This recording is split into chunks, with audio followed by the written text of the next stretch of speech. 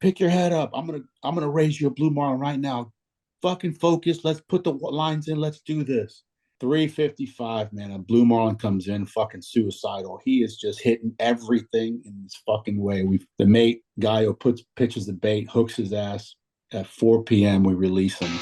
And how did it start out? Like, what was the origin story? Too much alcohol. Really? Okay. Says if God wanted us to have fiberglass boats, he would have given us fiberglass trees. It's for fishermen. It's not for taking the wife and the wife's friends. I think that it's a really, really pretty boat. And then there was a blur that went by and ended up in the cockpit, as far as if I can remember correctly. Welcome back to State of Sportfishing Podcast. I'm Nick Carullo. Today, our guests are JC Gonzalez and Evan Alonso. They have a 55 Viking down in Costa Rica, Puravida. Thanks for joining us, guys. How's it going? Good, man. Thanks for having us. Thanks for having us, man. Doing well. Yeah, man. Thanks for coming on. So yeah, just give a little introduction about yourself, and we'll take it from there. I'll start. Evan Alonso. Basically, Nick, I've been an inshore guy my whole life. Since I was a little youngster. Tarpon, redfish, snook, trout. Just always what I've done.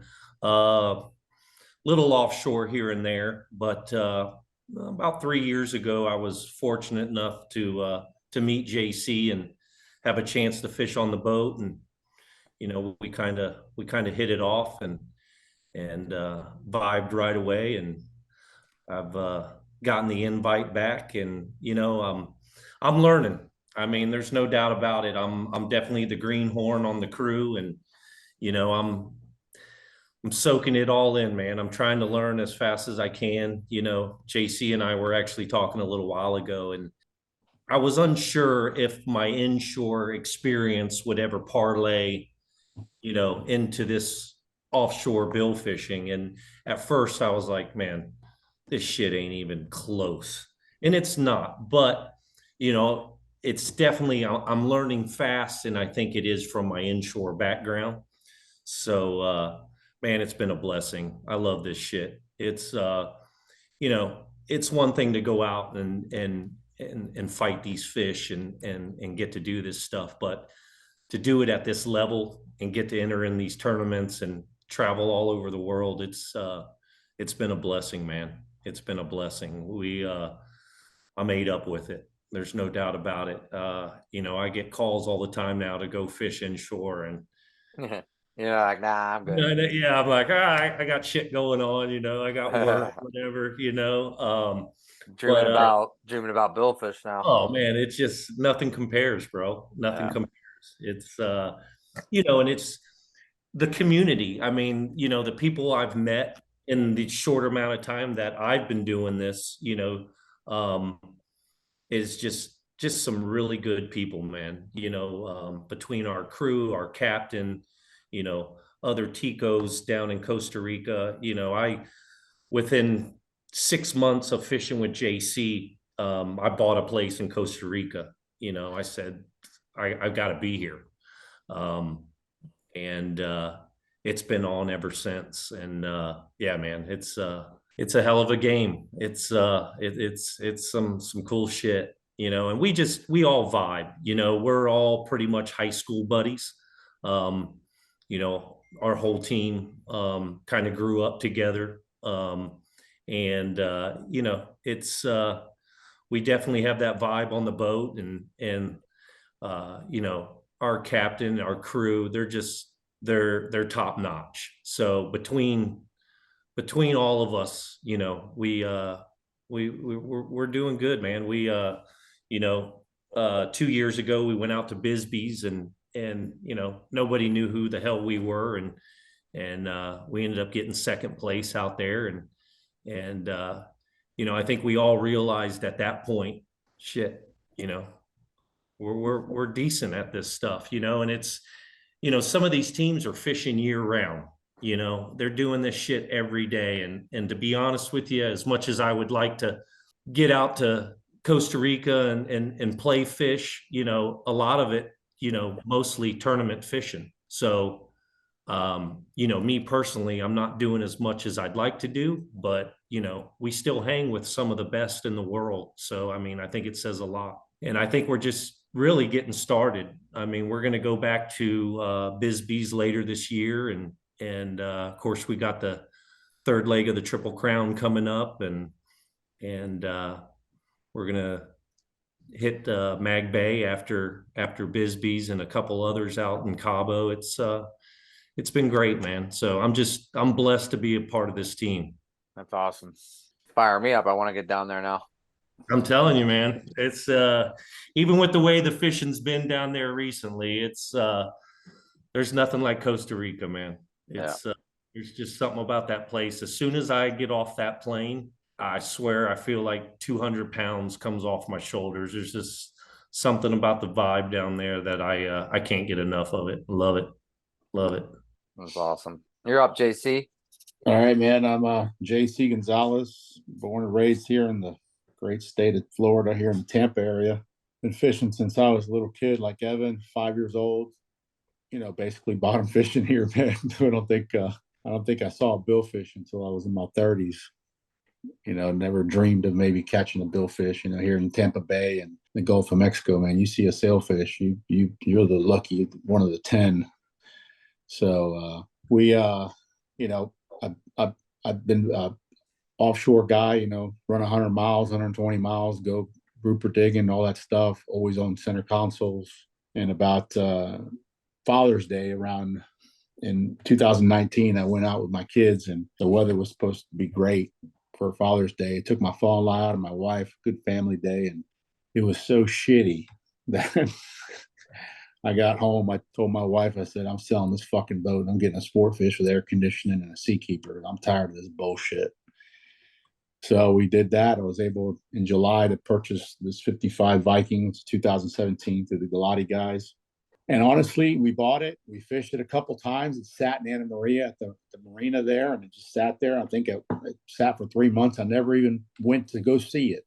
And one day I'm on YouTube just watching some videos, and I happened to put Los Sueños in. I saw this Triple Crown video that's produced by Rich and those guys every leg. And I called these jokers and said, if I ship this boat to Costa Rica and enter this tournament, you guys gonna come fish with me? And I knew the answer before I asked the question, but I just wanted to make sure.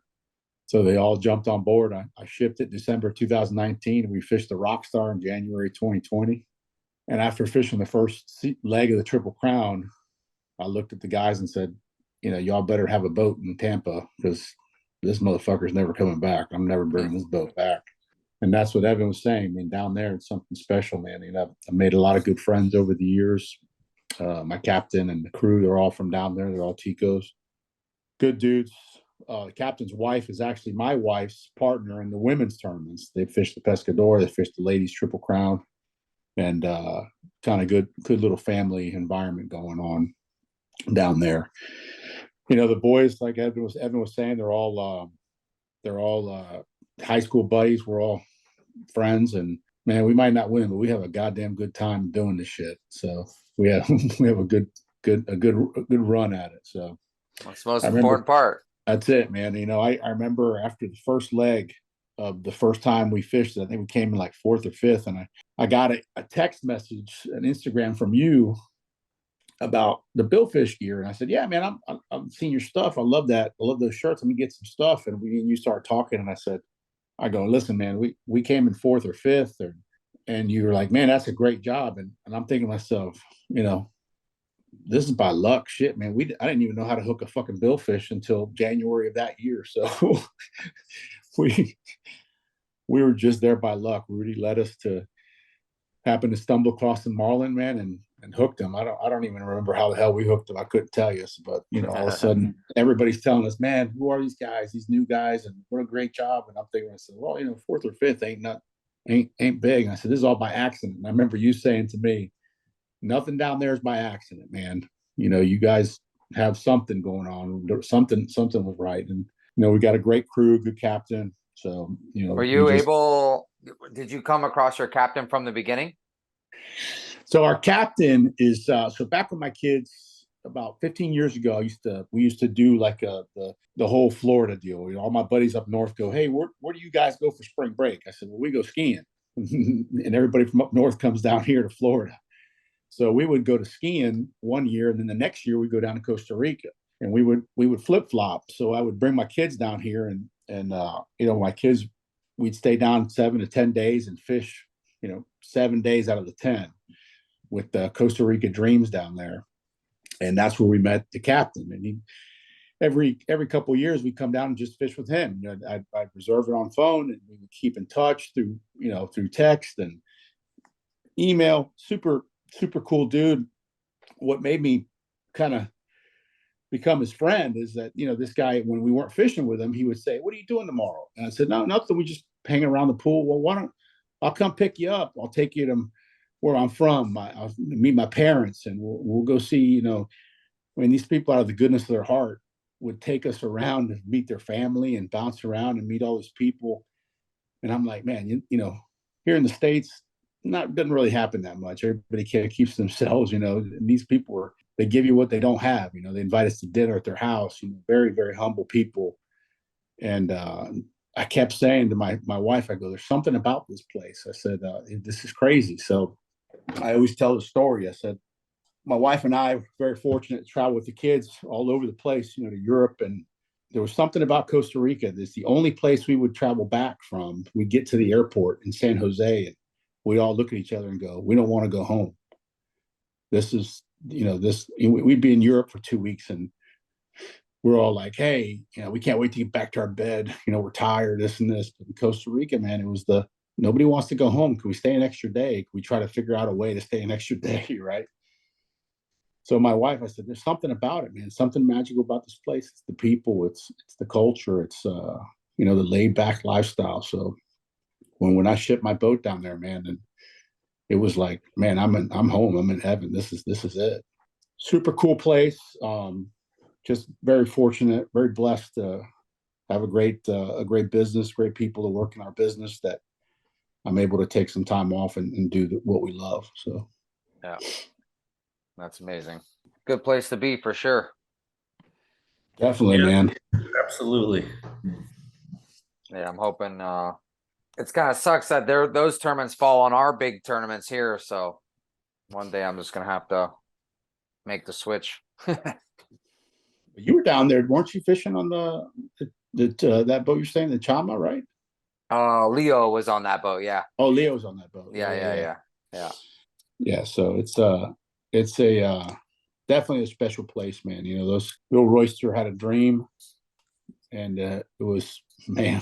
It was, you know, when I first met him, shook his hand. I said, I don't know if you hear this a lot, but you know, I'm in this business. I'm in the contracting business. And for you to come out here and see this and have this vision, it's a special person that takes to have this vision, man. So I said, I take my hat off to you. There's people don't think like this. So, you know, he created something special, and it's amazing.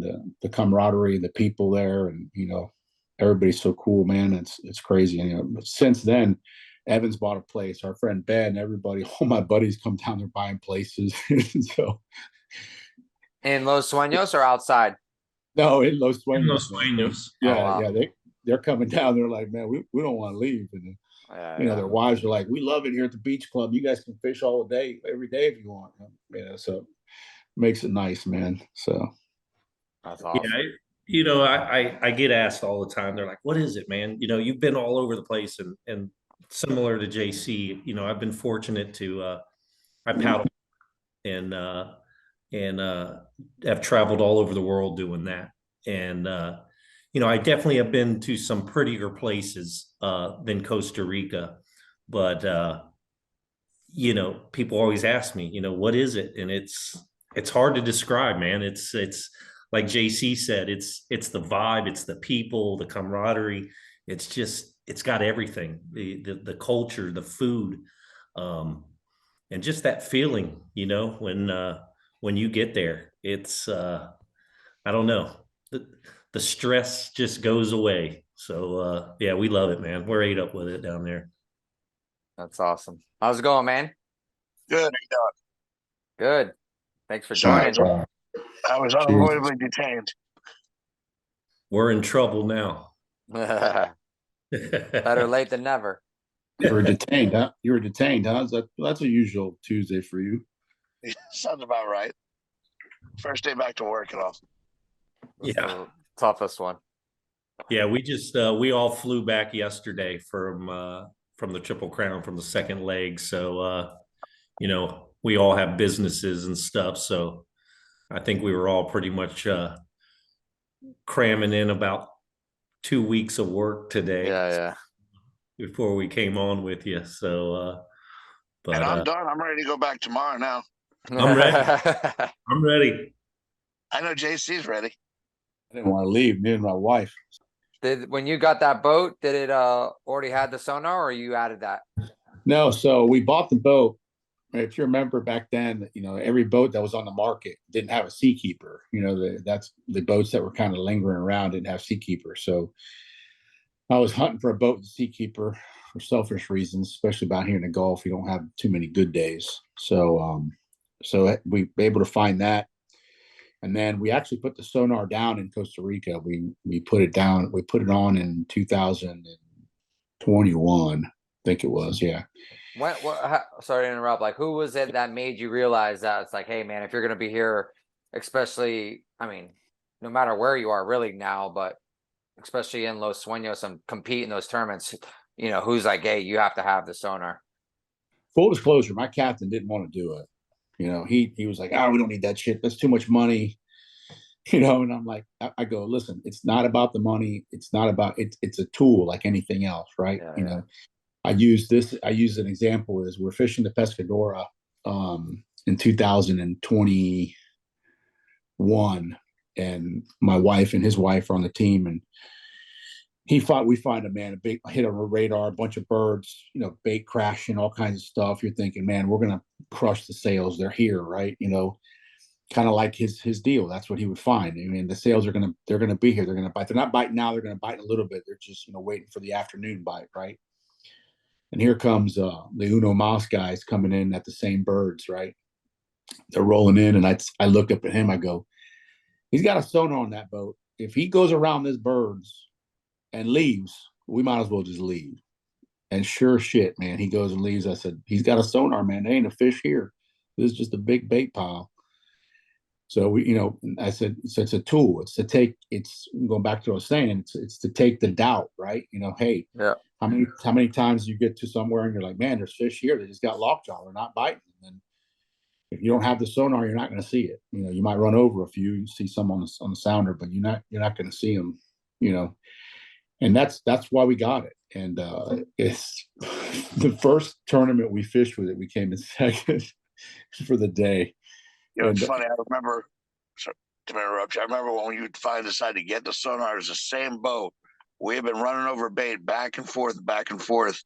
Uno Mas pulled up behind us. He goes, watch, these guys are going to hook a fish right here. They were heading the other way. They turned around. He goes, he just saw a fish on the sonar. They went right by it, hooked up, released a sail in about 2 minutes, and took off. He goes, that's it. I'm getting a sonar. I'm done with this. Yeah, it's definitely a game changer in this. It's unbelievable how this is you know, now I guess a lot of the tournaments, you know, smart enough, they have the non-sonar division and the sonar division. So yeah, you gotta have it. Like you said, you're not, you know, you're not wasting time. I mean, we spent a lot of time down in DR, and I mean, it's crucial down there, so you don't waste your time on a fad, and it's nowhere near calm there, you know. So no sense driving around a fad with no fish around it. Yeah, definitely. Yeah, man, it's crazy to see how it's changed the industry for sure. Yeah, it's so wild how it's you know, now all the boats you see on the market don't have a sonar, you know, like yeah. So actually we're about to put ours on the market, like I was saying before, and right after leg 3, I'm going to put the boat on the market, and I've already had just the rumor of it possibly going on the market. I've had a bunch of people, hey man, I got somebody. There's somebody wants it, right? So and we were talking about it. 55 is, you know, it's not a big boat, but it's actually, for me, in my opinion, it's probably one of the perfect, between 55 and 64 is probably the perfect size down there for Costa Rica. It's very maneuverable. boat's been super for us. You know, it's a fish raising boat. I mean, the boat raises. I always say that this. I say our boat's a fish raising boat, and Rudy says no, it's the captain. So, so I bust his balls a little bit about it. And but it's a good boat. It's just time to go up a little bit, man. A little bit more room. How's that process been for you for now switching gears to a bigger boat, and you're building a boat, so it's got to be a cool experience. Yeah, the building piece is something I've never been a part of. I bought that boat, the one we have now, used about 350 hours on it. Got to know it pretty well, but now we're building something from scratch. It's a little bit of a different ball game, man. My wife was up there picking colors and all that stuff. It's almost like you're building a house, which is like a floating house in essence, right? Oh, yeah. I don't give a shit about any color inside or cabinets or any of that crap. I just want the fucking thing to raise fish and win tournaments. Yeah. It's got to have a sonar. It's got to have a seakeeper, and got to have the cockpit and all that stuff and everything else, man. That's all I care about. But it's the Viking program there has been unbelievable.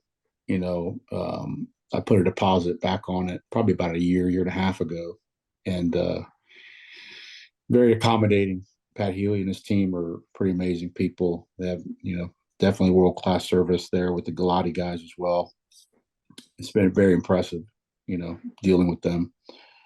I know every time JC gets pictures sent, we all huddle around like little kids and drool a little bit. So we're all stoked, man. We can't wait. It's kind of like your boat too, right? Yeah, I'd like to say that, but yeah, no, we're all pumped. We're probably I don't know, we might even be a little bit more stoked than Jay, but yeah, we're excited, man. I can't wait. Can't wait. We just saw it out of the mold for the first time the other day, and I think we all felt like little kids. Yeah. Yeah, it's a good feeling for sure. Yeah, this one will have all the bells and whistles, same thing, sonar stuff and all that. Hopefully, right now we're in the process of Rudy getting a visa to come down and take a look at it, check it out, maybe add a couple of touches that he wants for it and that kind of stuff. So I'd like to get him down here, up here, to take a, tour the factory and look at all the stuff. I mean, I think it's a little different. Nick, you're a captain. It's when you could see something built from, whether it's a boat or anything else, man, I think you learn a little bit more about it, right? There's, everything's kind of together versus you just got thrown into something that's already been built. Now you're digging around, learning. I think if you see it from the ground up, I think it's something that becomes a little bit more personal to you, and you learn to love it a little bit more. For sure. So talk about a little bit about like your team and how you guys have kind of, I guess, grown through the series, and especially like over there. I mean, you got some of the best fishermen in the world there, and how you guys have just been able to adapt and just come together as a team to compete over there. Yeah, a lot of trial and error on our heads, right?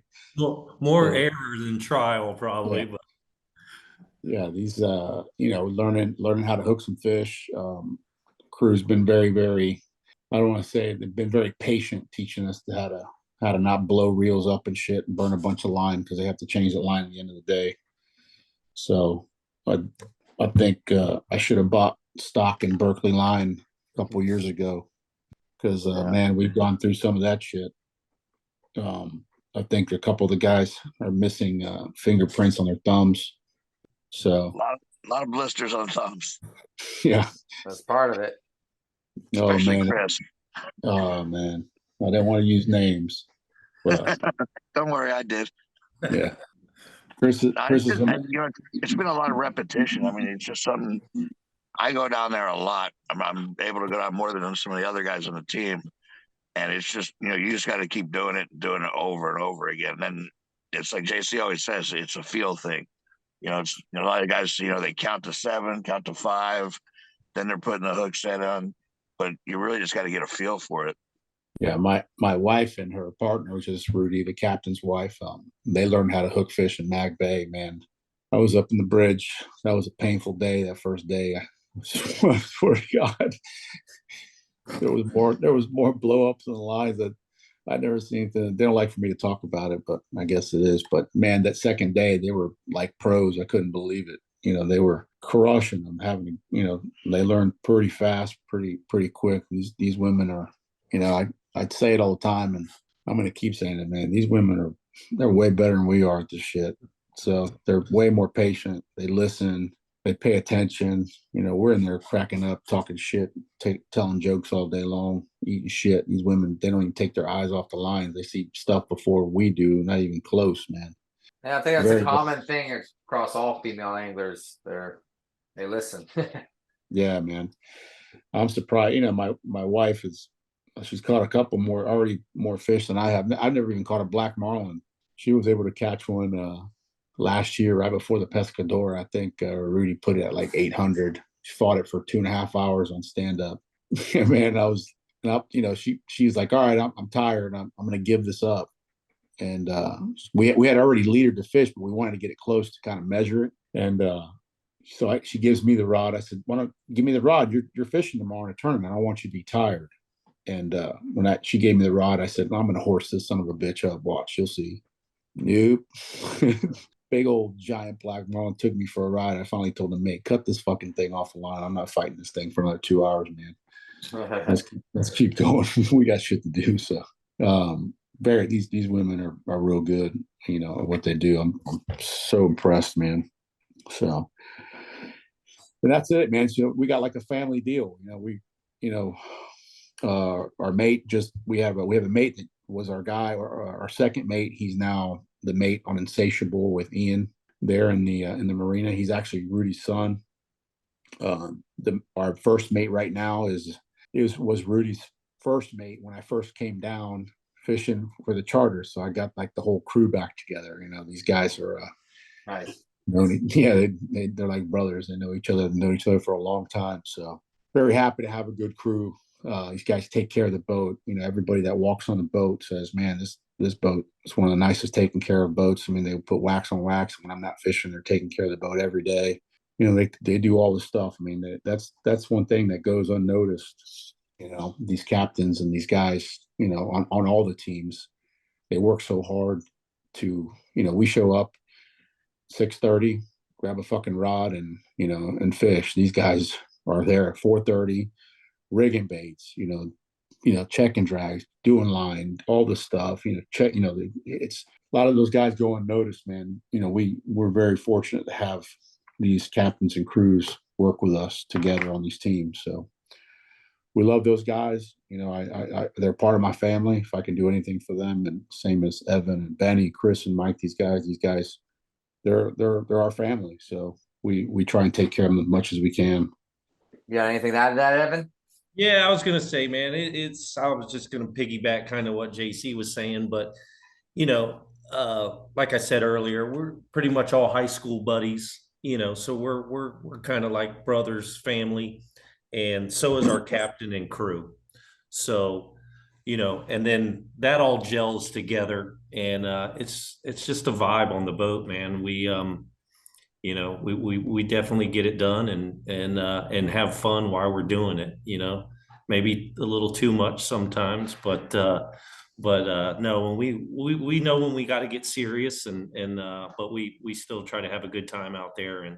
And I just think it all clicks, man. And I think when you got that, or when everything's firing on all cylinders, man, good things happen. And, I think the short amount of time that we've been doing these tournaments, I mean, the proof's in the pudding. I mean, we haven't done killer in all of them, but I think, what we've done in the few that we've fished in the past few years, I mean, we got something, we're doing something right, and I think, and especially me, I mean, like I told you earlier, I mean, I'm still learning a lot, but with my fishing inshore background, I'm picking up things quick, but these guys are willing to teach us, and that's a big thing, between our captain Rudy and Gaio, our first mate. I mean, they're just, they're always willing to help us, and I think that's huge, man. I mean, for us, especially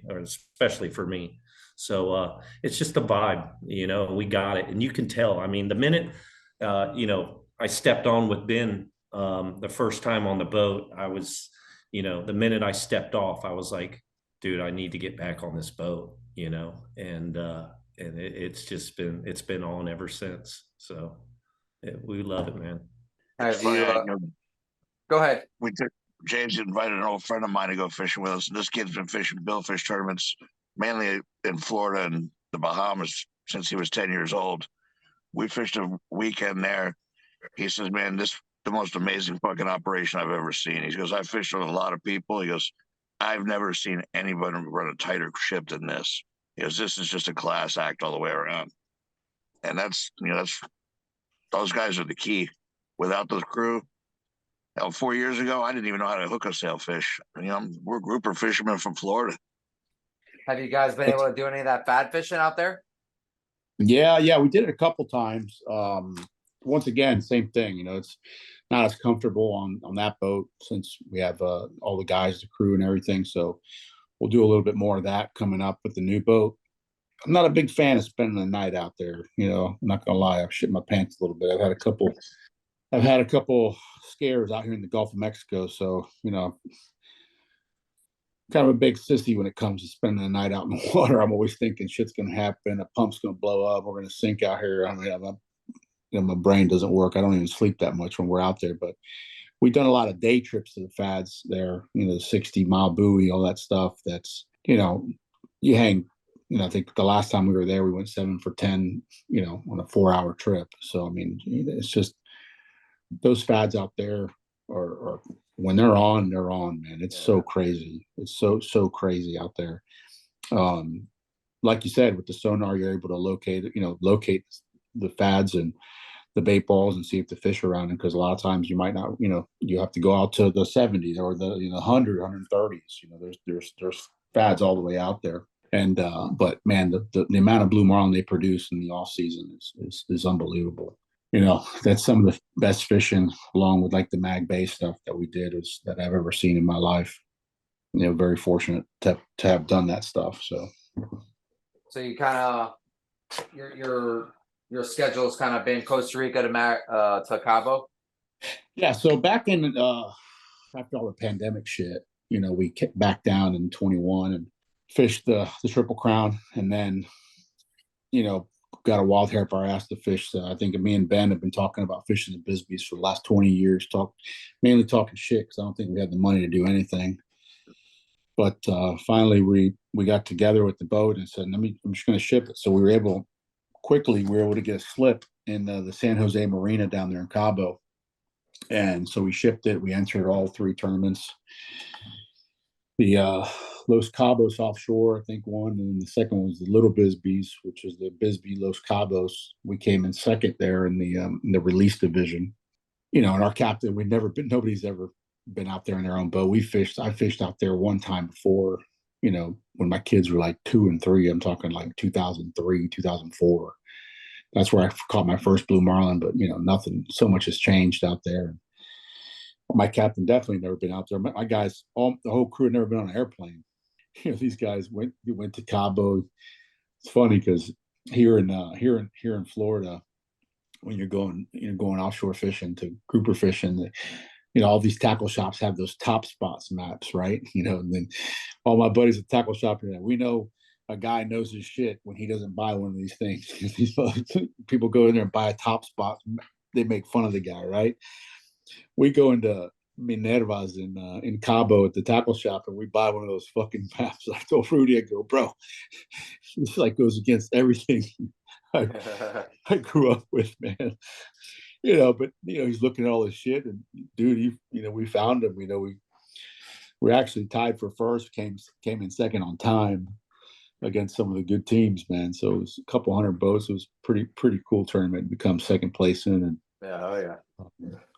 we wanted to hang a big one that year, but you know, just the fishing there, you know, for the big blues and black, we've been off for quite a bit. So, and then after that, we went to Mag Bay, man, and you know, like Discovery Channel, Blue Planet shit, man. I've never seen anything like that in my life. It's a good place to learn, right? Man, I tell people all the time, I say, if you haven't gone, you need to go, because that's bucket list. We're gonna screw that up. There'll be marinas and shit. We'll fuck that up for sure. I'm sure there'll be Walmarts and Targets and all kinds of shit around that fucking island. We're gonna ruin it. But in the meantime, we got to get out there and take advantage of that, because that's something that, you know, if you're in this industry, you being a captain, or, you know, your mates and people, if you that's something it just goes to be, it's the most unreal stuff I've ever seen. You know, when you got, you know, loads of seals and dolphins and wahoos and mahis everywhere. And I always tell everybody, but when the striped marlin are hungry, they own the ocean, buddy. They just fucking wreck it. It is awesome. We ended up releasing, I think, 121 in one day. 4 p.m. I went up to the bridge to Rudy. I said, take this fucking boat back to the bay and go to bed. I can't even feel my left arm anymore, man. I'm done. I'm spent. So, and it was just one of some of the craziest shit I've ever seen.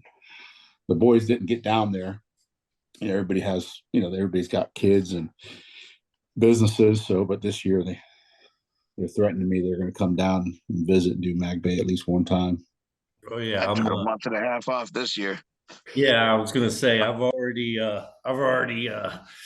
knocked out some dates to make sure I'm there. The amount of fish that we'll hook up with there. I mean, for me personally, there's nowhere else I'm going to get the experience in a short amount of time like that. I mean, what we catch in a day, somebody might not catch in a lifetime of doing this shit. So Yeah. I was pretty blown last year that I had to come back home, and I said not this year. So yeah, I'm fired up to fish all three tournaments, but I got to tell you, it's Mag Bay for me. That's what I'm waiting for. I can't wait, man. Cannot wait.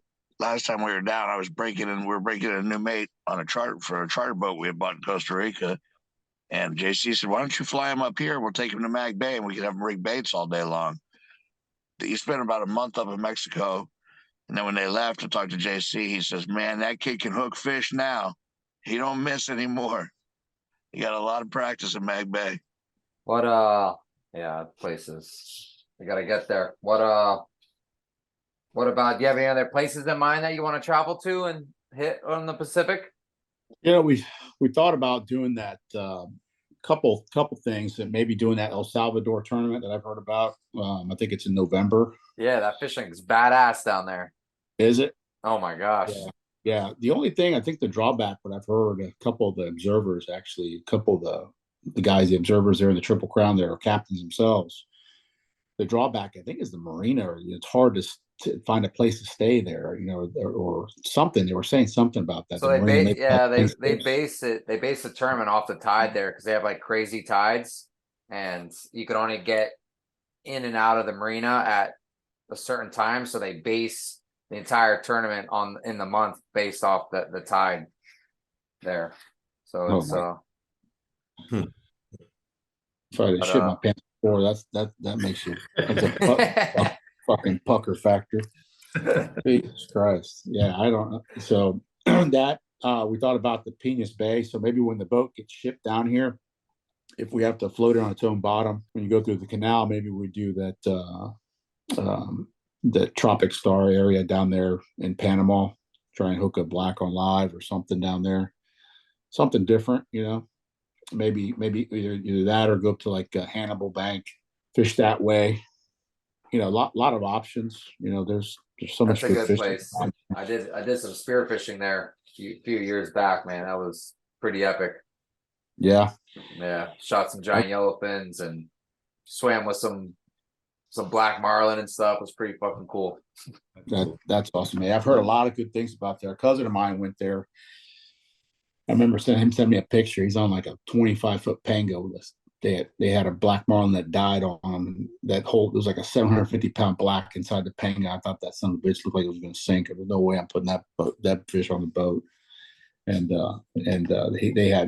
he just keeps raving about it. He's like, we gotta go. So once again, it's time. It's marinas, it's fuel. You got to kind of plan that stuff. I mean, it's so tough in some of these remote areas.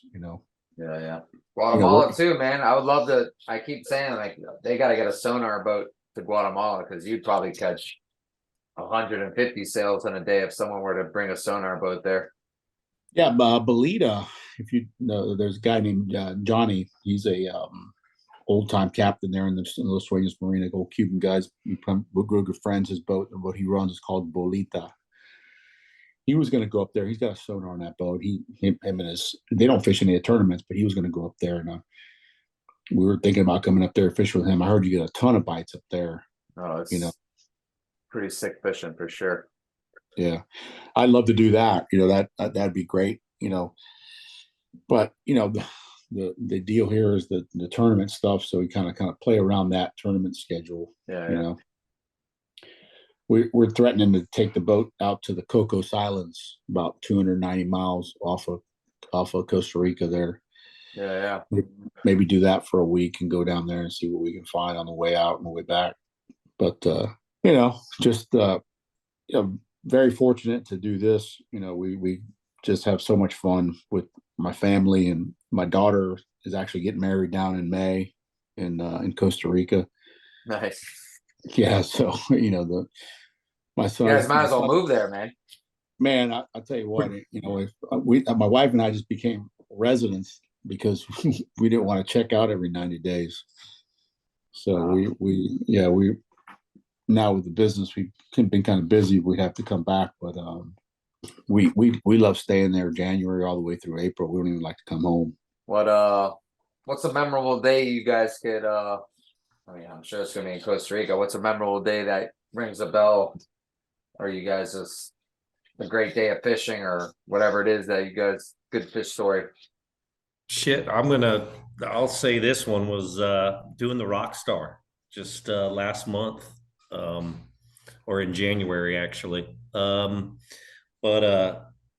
obviously we had talked. We won the Dorado division, and that was pretty epic. A fish worth $131,000 is pretty cool. And we won that the aggregate on that by, I believe it was 0.08 ounces. So it was unbelievably close to win that. And so for me that was obviously we want those blacks and blues, but that was hey, you gotta take your victories when you can get them. Hey, man, that's it. We'll take that money, but no, that was that was really cool. That was really cool. Yeah, I think that was a cool tournament. I love that. The thing about the Rockstar, Nick, is that since we started fishing, somehow, some way, our buddy Chris became this fucking costume guy, right? He brings costumes for everybody for the first day of the Rockstar, but he doesn't tell anybody until it's the day of the morning he hands them out. So for the last 3 or 4 years, a lot of the teams are like, "Oh, these guys dressing up." Oh man. So the first year he came as we did a bunch of different stuff, and he was dressed as Elvis. Man, what a great costume he had! And he posted it on his Instagram and said, "This is Elvis. We're making Costa Rica great again." Right on this thing. That picture was passed around everywhere. After that, because then we went to the award ceremony all dressed up and stuff, and then the next year we just started doing. He started bringing costumes. Last year he brought. We were Willy Wonka and the Chocolate Factory. Benny, who's on the podcast, was the big blueberry Veruca Salt. I was Willy Wonka. This year we did Sweating to the Oldies. Man, he dressed me up as fucking Richard Simmons, and man, this crazy stuff. We have so much fun doing it that those are the things, man. You kind of take with you the good times, right? Even though it's at my expense, I'm going to say that the Willy Wonka thing was a great idea. I would have rather been an Oompa Loompa, but I'll deal with being the giant blueberry. So, but as far as experience for us was outside the Rockstar was great, man. But Triple Crown for me is close to my heart, since we live in there and arguably 40 of the best fishing teams in the world are in that place. And we last year, first leg, we come in dead last, man. I mean, fucking morale couldn't be any lower, right? I think my buddies and I would look at each other. We're talking to each other. We're like, we've been playing sports our whole lives. I don't think we've come dead last anytime, anywhere, ever in the history of sports ever, right? You're like, and then Rudy's like, you know what the worst part is? The blackboard up there, the board where it lists all the teams. That thing stays up there for like 2 fucking weeks. I got to walk by that thing and see our name dead last for 2 weeks straight. So we finished dead last. We go home. I mean, everybody's dejected. Everybody's pissed off, that kind of stuff. So the next leg, first day, we start fishing, just picking part. And the water was pea soup green. I mean, you could not. I mean, it was the worst water fishing I've ever seen in my life. And we catch a triple on sails, and then a couple blues come in, and we're just kind of picking them off. And about 3:50 p.m., 10 minutes before line's out, I hook a sail, but I tell Rudy, I go, hey, man, it feels weird. I think I might have foul hooked him. Be easy backing up on this thing. If we kind of spook him, he's going to pull off. And sure shit, man, as soon as we kind of backed up, he pulled off, so we lost that fish.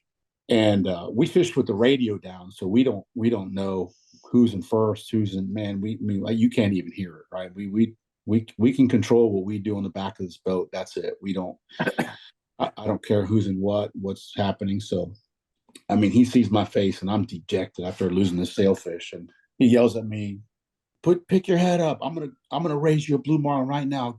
Fucking focus. Let's put the lines in. Let's do this. 3:55, man. A blue marlin comes in, fucking suicidal. He is just hitting everything in his fucking way. The mate guy who pitches the bait, hooks his ass. At 4 p.m., we release him. We're all happed up, we're like, oh shit, this is awesome, man. What a great day, right? Not knowing anything. So we all, 4 lines in, 4 o'clock, we all kind of wrapping up, helping the crew pick up everything. And you hear Ashley on the radio, for team first for the day is Puravida, man.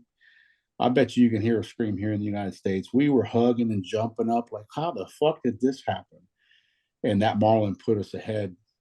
So, in the first day. So, this fishing can change in minutes, man. I mean, it's crazy. Then day 2 comes along. We end up second for the day behind Rum Runner.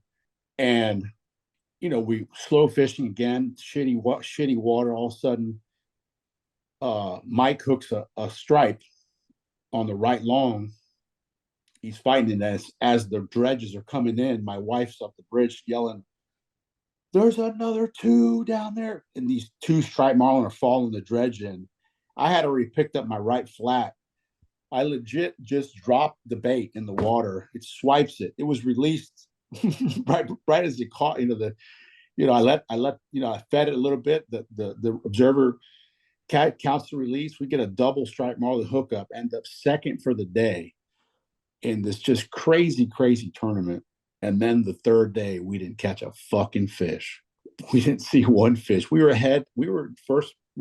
Our closest team was 1,000 points behind us, and we didn't catch a fish. We didn't see a fish all day.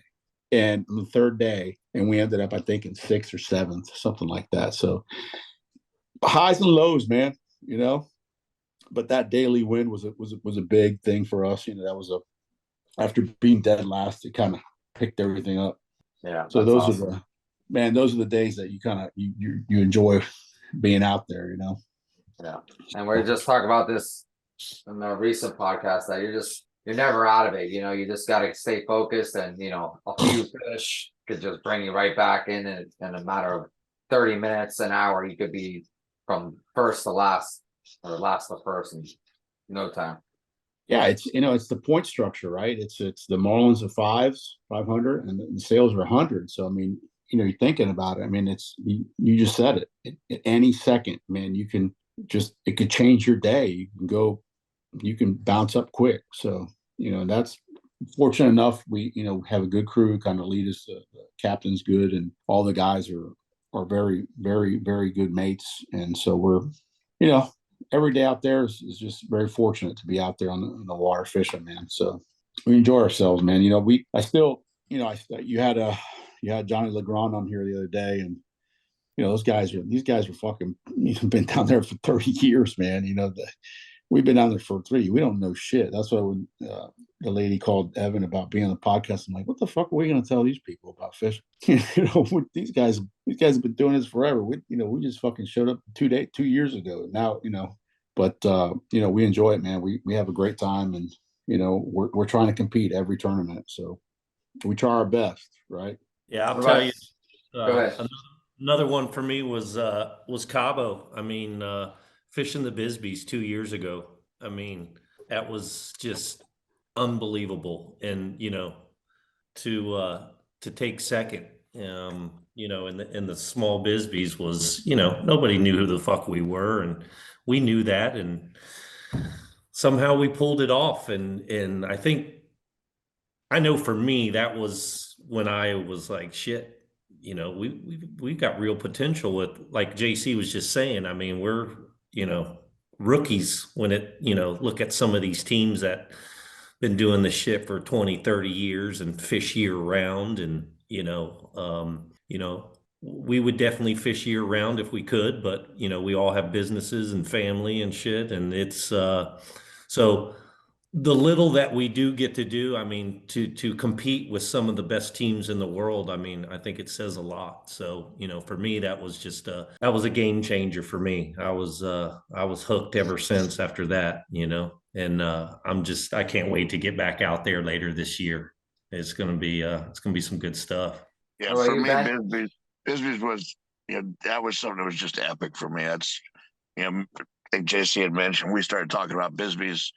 We were playing golf about 20-something years ago. We joked around about it for years. We said we were going to do it. And then actually finally being there, you got thousands of people around. You know, everybody's there for the same thing. They want to see that monster we hung. I think they were we were fishing on day 3 for over $4 million if somebody hung a fish on day 3. So being there and being a part of that and seeing the shotgun, my first shotgun start out of Cabo was just insane. You know, you got all these boats running flat out, balls to the wall to get out to the fishing grounds.